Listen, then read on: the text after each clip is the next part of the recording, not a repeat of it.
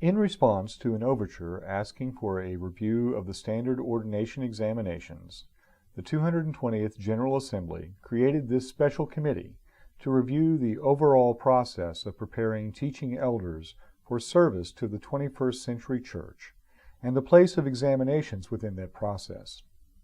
5 things provide the core of a teaching elder's preparation: 2 years of discernment with 1 session and presbytery regarding the individual's gifts and call, evidence of wisdom and maturity of faith, leadership skills, compassionate spirit, honest repute, and sound judgment, graduation from college or university to develop a broad view of the world, a graduate theological degree including study of Hebrew and Greek, and satisfactory evaluations on ordination exams in the areas of Bible content and exegesis, church polity, theological competence, and worship and sacraments. Although at times in the past the Book of Order has listed many more specific requirements, it is currently the responsibility of each presbytery to work with those under its care to form covenants that will enable them to make sound decisions about suitability for ordered ministry and to develop their gifts so they are ready to begin that ministry. But American society has changed a lot since the early 1980s, when the basic structures of the current preparation for ministry process were created at the reunion of Presbyterian denominations to form the Presbyterian Church, USA. Most of us are aware the proportion of persons belonging to any particular racial ethnic classification is shifting, such that there will eventually no longer be any demographic group that comprises a majority within the country, already a present reality in some communities. Changing patterns of immigration with increases among Asian and Hispanic immigrants and decreases among Europeans, differential birth rates with higher birth rates among recent immigrants as compared to U.S. residents across all racial ethnic categories, and a rising rate of interracial marriages resulting in increases in multiracial children are challenging existing conceptions of race and ethnicity. Educational patterns are also changing. Although men and women currently earn advanced professional and doctoral degrees in approximately equal numbers, that trend will not likely continue, as women are earning many more undergraduate and master's degrees. All of these changes are transforming the composition of teaching elders within the Presbyterian Church USA. Although the full impact may not be fully apparent scanning a General Assembly hall or your average presbytery meeting, one reason is because so many of our teaching elders come from an earlier generation of American society. Roughly 4 of every 10 teaching elders in our church are over the traditional retirement age of 65. This cohort among teaching elders is overwhelmingly male, and also less diverse by other measures than their colleagues.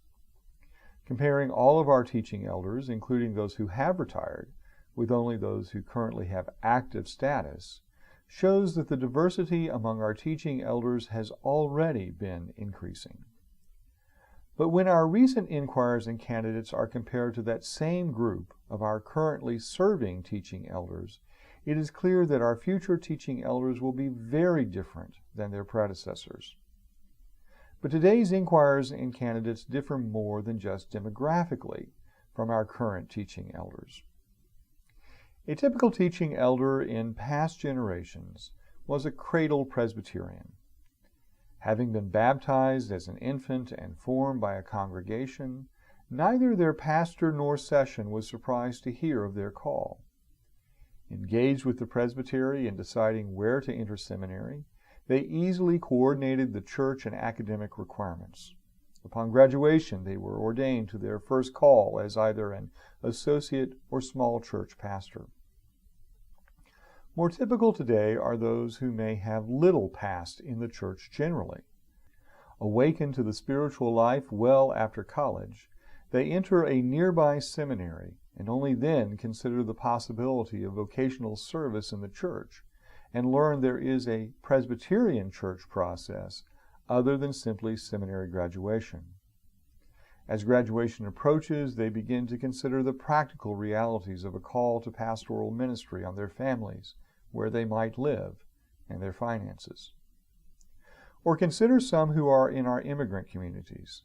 They may have been involved in ministry in Reformed churches abroad, but perhaps in orders of ministry that are not part of our Book of Order. Already recognized as spiritual leaders within their communities, they are trying to decide whether and how to navigate a multi-year discernment and educational process while continuing to share in the ministry of those communities. Our churches are changing as well. Over roughly the past 25 years, our number of churches has declined, but our membership has declined at a faster rate. It is hardly surprising, then, that the median membership of our churches has declined, and the percentage of congregations with fewer than 100 members has increased. These trends suggest there will be an increasing number of smaller churches, a declining number of mid-sized churches, and larger churches may continue steady for a while because they can lose more members before becoming mid-size or small. But this is just the arithmetic. Broader cultural forces pushing toward niche markets and away from big box markets are also influencing this trend. This data describes something of the context in which our presbyteries engage with inquirers and candidates to discern their suitability, fitness, and readiness for the ordered ministry of a teaching elder. But we think it is important for you to hear directly, as we did, from those who are currently under care in the process. Greetings, Commissioners. On behalf of my fellow colleagues in the ordination process, we are asking for your help. You've just seen information about the changing demographics of our church. Because our cultural context is changing, we need even greater participation of racial ethnic teaching and ruling elders at all levels of the preparation for ministry process, especially those who write and evaluate the mandatory exams. Having varied voices around the table bears witness to the rich diversity of the church's membership. We need presbyteries to consider the exams as one means to assess readiness, but also to consider that alternative methods can be developed to evaluate a candidate's preparation. This is crucial for those who may need particular accommodations in order to demonstrate their readiness. Finally, passing the standard exams does not address the real-world possibilities of bivocational or part-time ministry. There are fewer full-time positions and a greater expectation by the church that seminary graduates become tent makers. This expectation has to become part of the process of preparation. We thank you for your support and for your consideration of the recommendations in this report. Having surveyed these landscapes of the church at large and the experiences of those currently in the preparation process, our committee sought the wisdom of the Spirit in prayer, research, and conversation. Out of this process, we offer to you 12 recommendations that can be found in PC Biz as business item 0612. Our hope is to encourage the church to honor 4 aspects of the inheritance we have received: the reality of the current needs of the church, the flexibility needed for the task of preparation, the variety of gifts, situations, and possibilities with which we have been blessed, and the creativity that reflects God's image in us and that is necessary to respond to particular challenges. Certain realities face the church as she prepares leaders for tomorrow. Our presbyteries are called to cultivate the readiness of candidates for service in the whole church. They are to use any tools available to achieve this goal. Changing demographics invalidate old assumptions about what will be needed for a particular teaching elder's ministry. In assessing persons under care, we must recognize that cultural neutrality is impossible. We must take this reality into account by making all aspects of the process as cross-culturally accessible as possible. Another reality is that the financial resources of the church are changing. This change requires that we prepare inquirers and candidates for new models of ministry and compensation. In the face of these realities, however, we trust the reality of the Spirit's power is greater than any limitations we perceive in our human abilities.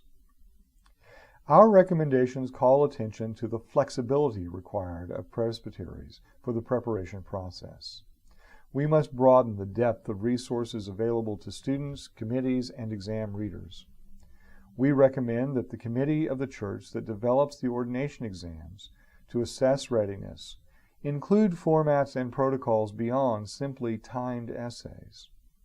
Furthermore, we recommend that presbyteries be more ready to accommodate the particular circumstances of persons under their care with respect to the standard exams, when prayerful discernment reveals that is required. Presbytery committees overseeing the preparation process will have to stretch their understanding of that process beyond checking boxes on a list of tasks for inquirers and candidates. They may require a new openness to consider forms of ministry tailored to both the gifts of the person under care and the context in which we serve. We know that flexibility can be difficult in a church that values order and structure. We also trust that the Spirit will make us limber with grace. We affirm that the Lord has blessed the church with a rich variety of cultures, heritages, and voices. The table at which we sit and are fed by the presence of Christ is ringed with various colors, languages, gifts, skills, and visions for the future of the church. Even within what may seem at first blush to be a uniform culture, individual persons under care may learn differently or express themselves in unique ways. The Reformed theological heritage has room for the full variety of saints who have been called to serve in it. Our preparation process must reflect this hospitality and our responsibility to empower all those called to ministry. The body of Christ is composed of many different parts, each of them unique. We trust that the same Spirit of Christ will enable us to evaluate and equip all those called to ordered ministry. We affirm that our membership is in the household of the God who created all that is. As children growing into the character of our Creator, we are called to creativity in our endeavors. Presbyteries are engaging new expressions of faith communities and persons under care, coming from cultural settings different from past norms. They must therefore be free to use innovative approaches in assessing suitability and readiness for ministry as a teaching elder. Creativity is enabled by access to numerous and various resources, so we recommend using current technologies to create a readily accessible collection of procedures already crafted by our colleagues. Thus, presbyteries can have at their fingertips the wisdom of others who have previously encountered similar challenges. Presbyteries must take up with boldness their responsibility to seek the will of God for persons under their care, by whatever means are available to them. They must not limit themselves to common denominators that may have been assumed across the church in the past. We trust that our God, who spun the universe in all its glory and wonder, knit our persons together in the womb, and continues to mesmerize us with the intricacies of creation. This same God will empower us to think creatively about raising up leaders for the next generation of the church. With the reality of the church in mind, we bring to you our recommendations for flexibility, variety, and creativity in the preparation process for teaching elders. We offer them in a spirit of faith in the God who creates, calls, and equips. We do so in a spirit of hope that God will prepare among us and through us the leaders needed for the next stage of our sojourn. And we do so in a spirit of love for Jesus Christ, His church, and her mission in the world.